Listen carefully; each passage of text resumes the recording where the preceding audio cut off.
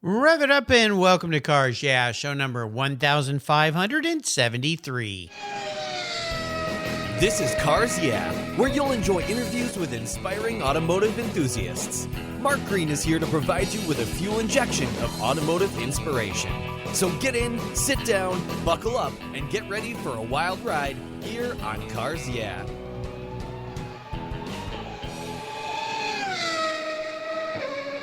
Hello, inspiring automotive enthusiasts, and welcome to Cars Yeah. I'm revved up and so excited to share with you today a very special guest, John Esposito. John Esposito is the founder of Espo Restoration, a company that he has been caring for Porsches in since 2009. Motivated by his dedication to perfection and the desire to provide people with cars they can drive and be proud of, he and his team cover a wide variety of services. Under their 32,000 square foot facility, they feature a frame room complete with a Porsche Certified Celette Bench, bodywork, fabrication, repair, paintwork in a standalone paint booth, mechanical work, and everything from service to full restorations. In 2016, his daughter Lorena joined the business, and you can learn a lot more about her because she was a guest of mine here on the Cars Yeah podcast not too long ago. We'll be back to talk with John and learn a lot more about what he does with Porsches, but first a word from our sponsor that make this show possible. So sit tight, buckle up, we will be right back.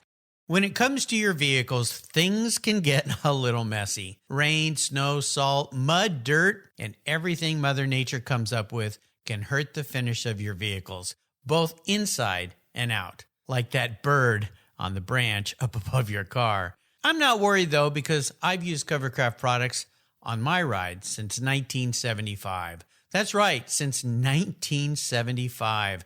Today, Covercraft offers you a total solution for vehicle protection. They make the best fitting, finest made car covers in the world and offer a wide variety of materials, colors, and options that protect your paint and the interior, whether your car is inside or outside. Plus, they keep your car cool when it's parked in the sun. Live where it's really sunny all the time? Lucky. Covercraft covers and sunscreens are the best. If you've got pets, messy kids, messy in-laws, just plain messy friends, Covercraft seat covers are the perfect fit and perfect solution for keeping your seats looking new. They're easy on, easy off, and they're easy to wash too. And don't forget Covercraft's custom fit floor mats and trunk liners. Plus, they're very handy seat back organizers. They are must-haves for all your vehicles. Your car, your truck, your van, or whatever you drive will say thank you. And I've got a deal for you. If you use the code YEAH120, that's YEAH120, at covercraft.com, you can get 10% off your Covercraft order. Just go to covercraft.com, check out all the products they have to protect your vehicles, use the code YEAH120 at checkout, and get that 10% discount. That's covercraft.com and use YEAH120 at checkout. Covercraft, they've got you covered. So what do you do after running a race team for 27 years with over 100 podiums, multiple Daytona wins, and a win at Le Mans? Racer and the Racers Group team owner Kevin Buckler founded Adobe Road Winery. Located in Petaluma, California, he and his team have created a winning combination with the Racing Series. These are 4 ultra-premium red wine blends that are in a class of their own. Like racing, these wines comprise of art, precision, engineering, science, wrapped in a whole lot of fun. You can choose from 4 blends, titled Redline, Apex, Shift, and the 24. Today I'm going to tell you about Apex. It's a rich and complex blend of Cabernet Sauvignon, Syrah, and Cabernet Franc. This blend is a showcase of perfection and hits the apex with its full-bodied, smooth finish. An added, very cool option is the label. It's a multi-dimensional rumble strip apex, reminiscent of Turn 4 at Laguna Seca. The Racing Series is a spectacular gift for the automotive enthusiast in your life, and I've got a deal for you. If you use the code CARSYEAH, all one word in all caps, at checkout, you get $10 off any purchase of the wines from the Racing Series. Your wine ships promptly and arrives quickly. Use the code CARSYEAH at checkout for $10 off your purchase today. There's always a seat at the table for excellence with the Racing Series. Go to adoberoadwines.com today and use the code CARSYEAH. Cheers! Hey, John, welcome to Cars Yeah. Are you buckled up and ready for a fun ride? Oh, absolutely. Appreciate it. Good to have you here. Thank you. You're welcome. Before I get into my questions, though, would you tell our listeners maybe one little thing that most people don't know about you? Oh, wow. That's interesting. Well, I love little birds. Little birds? Really? Yeah, I don't keep them. I would never keep a bird in a cage, but I just love little birds, little hummingbirds. So when I sit on my patio and I have these little birds come, I always like to look at these I just love that stuff. It's just so cool to me. That's part of it. I also am a jazz bassist. Uh-huh. And I played ice hockey for 5 years. No kidding. Well, very cool. Yeah. Well, you're a very multifaceted guy, so I think that's pretty cool. Very nice. Yeah, well, I like that. I like the challenges, so. Absolutely. Well, let's start with a success quote, a mantra, some kind of saying that maybe has meaning for you. Maybe it's a slogan you use in your business when you're working on these cars. It's a nice way to get the inspirational tires turning here on Cars Yeah. So, John, take the wheel. I actually have 2 mantras that I go by. One is everybody counts or nobody counts. So that way, when I have a car in here, it doesn't matter what his budget is. It doesn't matter what kind of a car it is. Or what the condition of the car is, he gets the same quality for the guy with the big budget. Great. So that's really important to me is that, everybody counts or nobody counts. The second one is I don't ask for much, I just want it perfect. That goes with my guys. So every time I'm with my guys, listen, I don't ask for much, okay? I just want it perfect. Absolutely. Those are my 2. They're great. I've known about your shop for a long time, and being a diehard, lifelong Porsche guy, the reputation of your business is extremely high, and I learned a lot about it when I had your lovely daughter on the show, learned a lot more about the business that I didn't know about, and a lot about her. So I want you to talk a little bit about Espo Restoration. Tell our listeners about all the different services you provide, the processes you're doing, and maybe if you want to, touch on a couple cars you have in the shop right now. Yeah, well, we do everything here except for upholstery work. And I have a couple of different upholstery shops that I deal with that fit the needs of our clients. We do specifically air-cooled Porsche cars. Occasionally we do a water car, but it's only like a bumper or something like that, and some service work. But we don't do a lot of body work or modifications on water cars. So specifically air-cooled cars. We do have a Celette bench, which is really the only way to properly repair a 911 or a 356. We offer 2 different paint brands, PPG and Glazeret. Again, the later cars tend to use a lot of PPG products, the earlier cars, Glazeret products. But we get the exact color that we are looking for with the Glazeret products, and we do a lot of single stage work, to match as much of the originality as we can. I like to do the cars. I love Porsche cars. I've been doing them all my life. And I always tell my guys, just do it the way Porsche would have done it. Whatever you're doing, try to put it back the way that they would have done it. So you don't put a Ford screw on the car. You put the correct screws, the correct fastener. So that's what we try to do. We try to keep the car in line with what it was and stay with that good solid foundation that they built when they built the cars originally, And we do offer full service work too. Yeah. I was going to say, you've been doing this for an awfully long time, even way before you started your business. What drew you into this line of work that you knew this was going to be something you really wanted to do as a career? Well, my dad was a mechanic.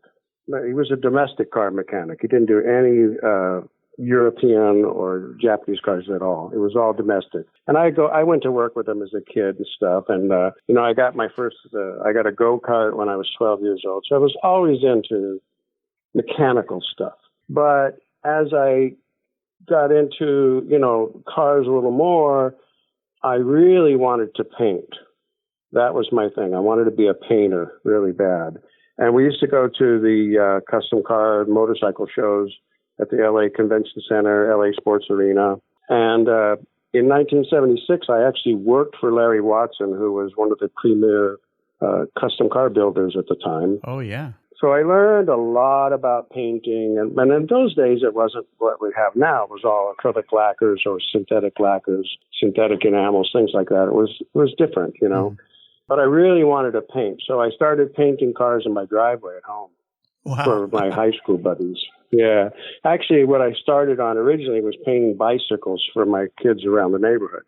They would come by and they would see me doing something and they'd say, hey, will you paint my bike? And I said, sure, let's take it apart and let's paint it. So I would do pearls and candies and all kinds of things I could on their little Stingrays or whatever. Yeah. Yeah, I just had a lot of enjoyment with that. How fun. Well, this is very cool. Well, I always ask my guests to talk about a big challenge or even a big failure they face in your life. Owning a business is fraught with ups and downs. And this isn't so much about bringing up a bad time in your life. It's more about what the lesson learned was so that you can move forward. So walk us through one of those times where things were a bit challenging and tell us how that experience helped you gain even more momentum in your career and your business and your life as you moved out of that. Well, I had a business. This is my second go around in business. And the first business was in Chatsworth. And I started over there. I went in with a guy over there, and we did a lot of BMW. That was what his thing was. Mm-hmm. And then he left, and I bought him out, and I brought in all the Porsche work. But in the day, we're talking 1985 to 1992, there was no internet, no cell phones or anything like that. So the only people that knew you was somebody that you could literally holler down the street and say, hey, I'm over here, We literally put yellow pages ads, that's it. So that didn't make it. I didn't make it in that business. It was a real struggle, and I ended up closing down in 1992 and went back in the workforce. Mm-hmm. And, I learned a lot from that about what to do right, what to do wrong, and, the work was always the same. I just always wanted to do the same quality of work. That never changed. But, one thing I really learned from it was that I'm a body man. Mm. I'm not a businessman. I'm a body man. Yeah. That's what I do. I like to work on the cars. I'll let my daughter be the business person, that kind of thing. So I still work on the cars. Yeah, I've heard this from a lot of my guests, especially fabricators, builders, restorers, people like that. It's the business side that tends to trip them up versus the actual hands-on, and getting somebody in the shop or the business that can help you with that or take it over if you just don't want to do it. And I think that's the smartest thing is if you don't want to do it, don't do it. Find somebody else. But you got really lucky. Let's talk a little bit about working with your daughter, because I had Lorena on the show. She was a great guest, and she's in a very unique position because a woman working in auto body, I know you guys do a lot more than that, but restoration type facility is kind of a unique thing. So what's that like working with your daughter? Well, it's wonderful because, I was divorced, and I would only see her on the weekends and, on Wednesday night. So my first, 18 years or so of her was not seeing her as much. So now I see her every day, and it's just amazing. It's amazing just to look at her and see what kind of a woman she's turned into. It's great. She's very fiery. She definitely knows what she's doing, and she's real sharp, and she learns real fast. Mm-hmm. And it's been really fun because I'm teaching her a lot of what I do. I'm teaching her how to weld. I'm teaching her how to replace panels. I'm teaching her how to use a hammer and dolly. And, cool. So they have a couple of cars here that they're actually, her and her friends from the women in Porsche are restoring a car. The women are doing it themselves. Very cool. Yeah. But it's been wonderful. It's just been an amazing experience for me because I remember back in 1985 to 1992, my question was, who could I get to help me? Right. And it was her. There you go. Was right in front of you. That was the most amazing. Yes, it was her. Yeah. So it was like, I can't believe it. It was how it turned out for me. It's been terrific. I mean, it's very difficult. Believe me, it's never easy owning a business like that. Of course not. I'd much rather do this than work in the workforce again. That's for sure. Yeah. Well, I think it's tremendous. It's a very unique situation. I think it's fantastic. And so many of the dynamics with this are very different indeed, not only working with a child, but a woman in a predominantly male-oriented business. I've had hundreds of women as guests on the show here who work in the automotive sector, and it's a growing trend I'm seeing over and over, especially in the fabrication and restoration field, which I think is great. Women bring a whole different perspective to things, and I think you're a very lucky guy, especially since I have a daughter. I think it'd be tremendous to be able to work with her every day. I don't don't know if she could put up with me, but I think I could put up with her. Well, So, yeah, exactly. They're very good. We understand that. Well, we're going to take a short break and thank our sponsors here, but we'll be right back. And I want to talk when we get back a little bit more with you about your personal passion for cars and your journey. So sit tight. We'll be right back. See you in a minute. If you're listening to Cars Yeah, you've probably spent some time working on your favorite ride. But how confident are you working on your finances? You may be able to rebuild a fuel injection system, but can you decipher the details of a mutual fund? If you're like me, investments, insurance, annuities, budgeting, and other financial concepts may seem a bit daunting, but what if I told you there's a book that describes these subjects and more in an easy-to-read and a very humorous way? My friend Chris Kimball, CFP, a longtime sponsor and past guest here on Cars Yeah, has written that book, and it's titled The Saga of Ike and Penny, a couple's humorous journey through the confusing world of finance. It's a fun look at things you need to know, everything from investing to effective ways to get rid of credit card debt, and it's probably the only book on finance with a VMAX on the front cover and a classic Mini Cooper on the back. The book's available at Amazon for just $10, and this book will dramatically improve the direction of your financial future. I gave copies to each of my children. All securities are through Money Concepts Capital Corp. Christopher Kimball Financial Services is not affiliated with Money Concepts Capital Corp. Get your copy, The Saga of Ike and Penny, today. My favorite collector car magazine is Keith Martin's Sports Car Market. I've been a subscriber for decades. Sports Car Market is the Wall Street Journal for enthusiasts and collectors. It's your monthly must-read, whether you dream of owning a collector car, maybe you have 2, or maybe you've got 200. Sports Car Market has been around for 31 years, and it's filled with valuable articles, intelligent write-ups, and the latest auction sales. Go to sportscarmarket.com and subscribe today. And don't miss my weekly podcast with Keith Martin titled Buy, Sell, Hold. It's the essence of collecting. We talk to the movers and shakers in the collector car world. Here's a couple deals I have for you just for listening here on Cars Yeah. If you use the checkout code Cars Yeah, you'll receive a 50% discount on your digital subscription at Sports Car Market. That's an exclusive offer from Cars Yeah. And guess what? Here's another deal. If you'd like to get the actual magazine, use the code BSH for Buy, Sell, Hold. That's code BSH, and you'll get $10 off your annual print subscription. That's right, $10 off. Both of these are exclusive offers here at Cars Yeah for Sports Car Market Magazine. Just go to sportscarmarket.com and get your deals today. All right, John, we're back. Now, I want to take a little bit more of a personal journey with you with your passion for cars. Is there a moment in time, a pivotal moment as you remember it, when you knew you were going to be a car guy? Yeah, I mean, I knew I was always a car guy, but the pivotal moment was the Porsche. When I got involved with Porsche, and they've always seemed to follow me, and I've always seemed to follow them.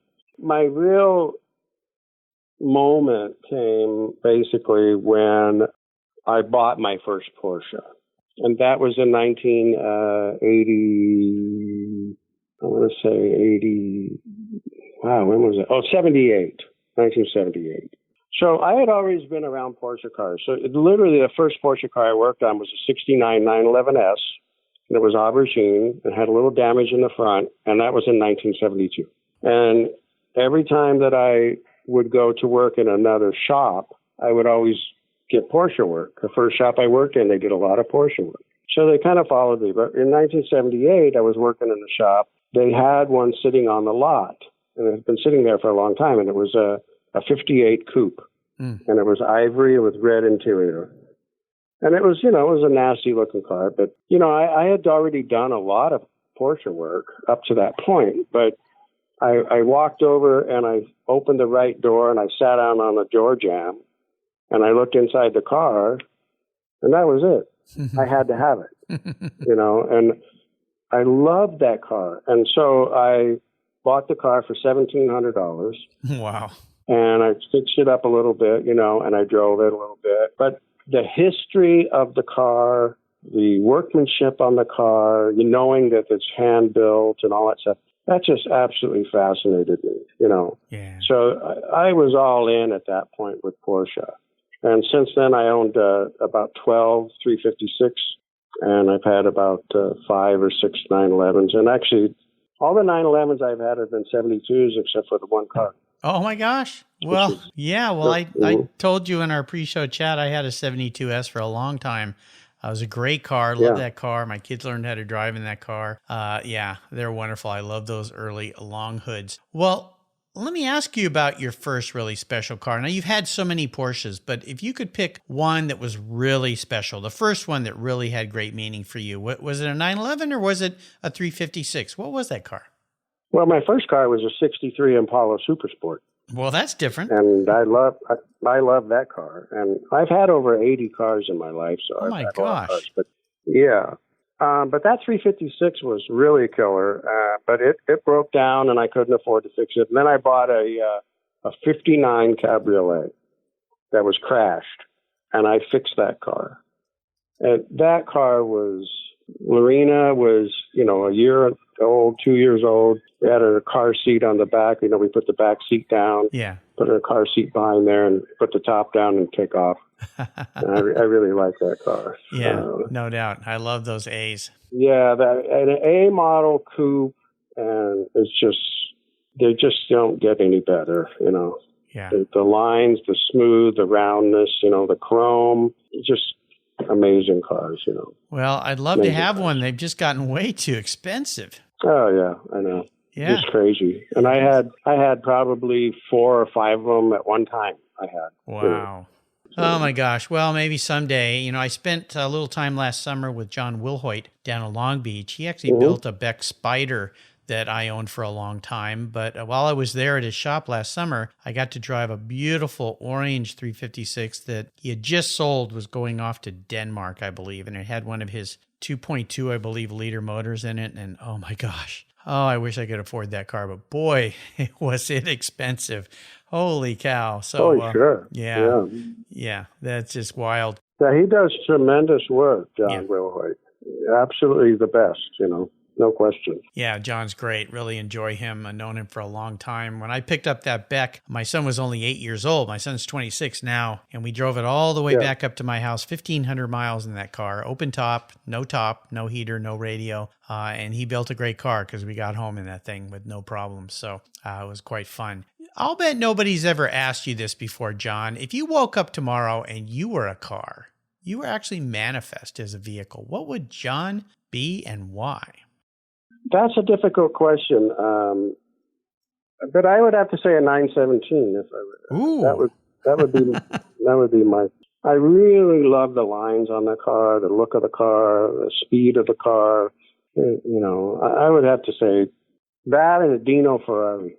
I love the Dino, but they have a similar look to them, those two cars. I love the Dino too. Yeah, they're just gorgeous. That's another car that for a long time was very affordable and has become quite unaffordable. So it's always the ones I like. Why is that, John? Because they're fabulous cars. There you go. Thank you. Absolutely. Well, we are entering what I call the last lap. I'm going to ask you some questions here and ask you to fire off some quick throttle blips of that Porsche 917 for me. So here we go. Okay. What's one of your personal habits you believe has helped contribute to your success in business over the years? Oh, gosh. I'm really crazy about having things to be symmetrical. Okay. It has to be symmetrical. I don't like things crooked or skewed. So the cars in my shop all have to be facing the same direction. They can't be skewed. Okay. So if they're inside the shop, that kind of. I can relate to that. Yeah, I'm the same way. Even the fasteners on the light switches in my house are all the exact same way. Some people call that a little obsessive, but not in my world. I think that's the way things should be. There you go. Yeah. We get along real well. How about if I could arrange for you to have a drink or a meal with anyone in the automotive industry, living or deceased? Who would that be? No, Ferdinand Porsche. There's no question. Yeah. I would love to talk to that man about his experiences with, building cars and World War II. And I think that would be the most fascinating thing. No kidding. That's why I love the cars. I'm just fascinated by the history. He worked for Steyr Company or Steer. And I actually built a Steer. Really? A couple of years ago. I did one. I did a what was the 50, what year that? I don't know what it was, but it's going to Pebble Beach. It was supposed to be on the lawn this year. Oh, well, next year. Yeah. It'll make it next year. I just thought that all that stuff was fascinating with Ferdinand Porsche. Yeah, that'd be a nice meal to have for sure. How about the best automotive advice someone else has ever given you? What would that be? Well, my dad, his thing was he didn't care what other people thought about. His thing was, I don't care what they think, I care what I think. Like, so for instance, if we're doing a car and you're putting a light on it, and behind the light it's dirty or something, and your technician says, I said, well, listen, you need to clean this out of here. And the technician says, well, nobody sees it. Well, then I say, I see it. I know it's I don't care if nobody sees it. Yeah. So I used to scrape gaskets, on valve covers, working in the shop with my dad, scraping, oil tank gaskets and all that stuff. And I'd get all done, and he'd come over and he'd point at a little piece of gasket. And he goes, what's that? And I said, what's this? Or the let's say the valve cover wasn't quite clean. Yeah. And he goes, what's this? And I said, well, nobody's going to see it. Oh, that was the wrong thing to say. Yeah, definitely. Definitely. I understand. How about a resource or a go-to? Now, this could be a website, could be a supplier, it could be an app you use, something in the shop, a nice resource that you might share with others out there. Well, the internet is an incredible resource for anything nowadays. If you have a car in here and then maybe you can't figure something out, just Google it. I know. Or it's incredible. YouTube it. We didn't have that 25 years ago, Yeah. And even an oddball car, let's say, we do Porsche, so we know how they are. Yeah. And if you misplace a part or something, I got 20 of them. Not a big deal. But if you have a Steyr, like for instance, I did a Steyr, and you run over the freaking fender molding, or whatever, or can't figure out how it goes back together, Google it. Yeah. I just think that that's amazing nowadays, you know. It's quite spectacular. Yeah, absolutely. My phone conversation with you right now. I know. Yeah. That would not have happened 25 years ago. Well, and, I talk to people, John, from all over the world. I use Skype quite often. We're coming in through Skype, and if we're using Skype regular, I can sit there and look at them and talk with them. In fact, the day we're recording this, in 2 days, I'm going to be hosting a virtual wine tasting at Adobe Road Winery. And so I'll be inviting all these people to come to a virtual wine tasting since we're all on lockdown here. And that's kind of cool. Couldn't have done that very long ago. Yeah. Now, how about a book? Is there a book you've read that you think our listeners would enjoy reading? I like to read Michael Connolly's books. He does a lot of, he has a L.A. homicide detective, Harry Bosch, is his main character. Oh, yeah. I've read all the books, and I've met Michael Connolly. And actually, one of my clients, I have his car here now. It's a 69S. It's actually an ST conversion. He's a homicide detective, LAPD homicide detective. And he knows Michael Connolly, and he's actually in one of Michael Connolly's books. Oh, wow. Yeah, so I really appreciate those books because they're right here in L.A., and they literally talk about driving down Sherman Way and turning on Woodman, and that's right around the corner from us. So they're great books, really, really good. I really enjoy them. I've read every single one of them. Very cool. Yeah, great author. One thing I didn't touch on, but I'd love to, and I just watched a great video that your daughter did on your website about the fact that you're open, you're doing business. She did a nice walkthrough of the shop and that, you can still care for people's cars. You're being careful. How has this pandemic we're all dealing with affected you and your business? Well, we're open, which has been really terrific. And we're just not getting the calls. But I do notice that recently we're starting to get more calls. It's starting to wind down, I think, a little bit. Yeah. But we just weren't getting calls like we were. But we do have over a year's worth of work in here now anyway. So great. Let's just keep going. Just keep going. Absolutely. Well, I'm glad that it has not affected you greatly. That's for sure. Well, we're up to the checkered flag here, John, and I'm going to ask you a question here. I call it a bit of a doozy, but it's a fun thought. I'm going to buy you a very cool, fun toy collector car today, something that you perhaps always wanted. But there's a couple tricks to this little game we're playing here that might make it a challenge. One is that you can't sell it to buy a bunch of other cars with. So if you pick the most expensive car on the planet, you're stuck with it. It's a car I want you to drive. No garage queens allowed around here. But here's the kicker that makes this difficult. It's the only one cool collector car that you can own. So it needs to tick all the boxes and delight your eyes. So what can I buy you today, John? Yeah, that is really tough. I know. I tell you, the God's truth, I would really like to have my first car back, my 63 Impala. Really? Oh my gosh, you threw me for a loop. Wow. Yeah, I love that car. It was one of the best cars I ever owned, and I just would love to have my Impala back. Oh that was my high school car. You know, Mark, the cars, you have to understand something, okay? Cars to me are sheet metal. Mm-hmm. Okay. I don't get really emotionally involved in cars. Okay. There is karma. There is some karma involved. I do put my hand on the fenders of the cars, and I do feel like energy, you know. Yeah. And so I do understand the cars. But it's seventh grade metal shop for me. You know, when I'm doing fender flares, you know, or doing 356 and cutting and welding and stuff, it's seventh grade metal shop. So I don't get emotionally involved with cars. Interesting. Well, would you say that your choice of that Impala was because of the memories that would bring back to you for back in those days? Well, yes and no. It's just that the car, you know, they were just cool cars back then. Yeah. Okay. In the 70s and 60s cars. Mm-hmm. You know, there was a lot of really cool cars, and all the cars nowadays don't have any of that like they did. So if you look at like your 72 911, they don't make cars like that anymore. No. And they're never going to. See, they're all plastic now, and aluminum and carbon fiber and whatever else. And so they're not going to be restored. So the restoration business, it's not going to change and go, well, you know, we're going to restore a 1999, you know, 996 or something. Yeah. We're not going to do that anymore. That's all changed. But in those days, the cars had incredible character.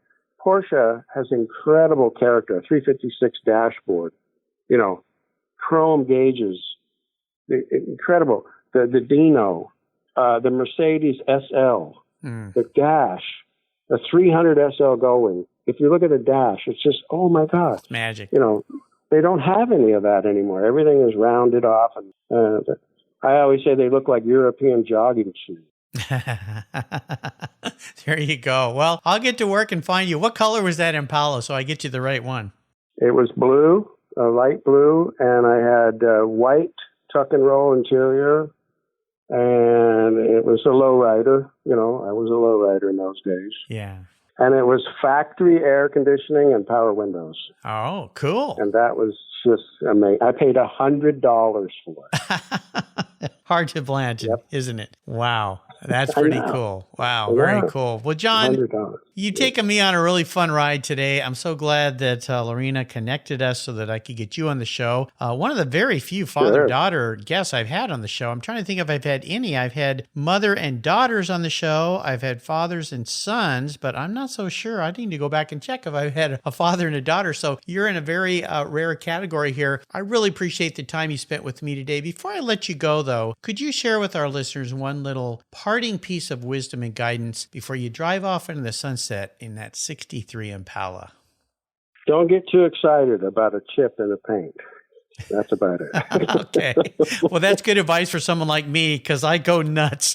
Yeah. It's just a chip. I know. I'm learning to calm down, John. I'll think of you next time I see a little rock chip. My son calls those memory marks. They're reminders of a wonderful day you had driving your car. So. Well, yeah, I call them use. Use. There you go. You know, yeah. Use. Yeah. Better to get some use out of a car than it sitting in the garage. Hey, what's the best way for people to learn more about your business? Go online and Google, you know, Espo Resto or John Esposito, and it'll come up. That's the easiest way, you know, just look us up, or Porsche Restorations, you know. There you go. Love Porsche cars. just too fun to drive. Yeah, absolutely. I'll make sure to put a link to John's website, which is EspoResto.com, on his website, so you can find that. If you missed my talk with his wonderful daughter, Lorena, you can go back and find that on the Cars Yeah website as well. It's there. You can find everything John shared with us today on his show notes page. Just look up John Esposito, Esposito, and you'll find it right on the Cars Yeah website. John, hey, thanks, buddy, for being so generous today with your time and expertise and for sharing your life and passion for Porsche cars with me and the listeners. Until you and I talk again, I'll see you down the road. Thank you. You're welcome. Thank you so much for joining us on today's ride here at Cars Yeah. Drive on over to carsyeah.com to find show notes and inspiring automotive fun. Download your free copy of Filler Up, a fun book filled with gorgeous photographs of fuel filler fun, including quotes from more inspiring automotive enthusiasts. Download your copy today, and we'll see you next time on Cars Yeah.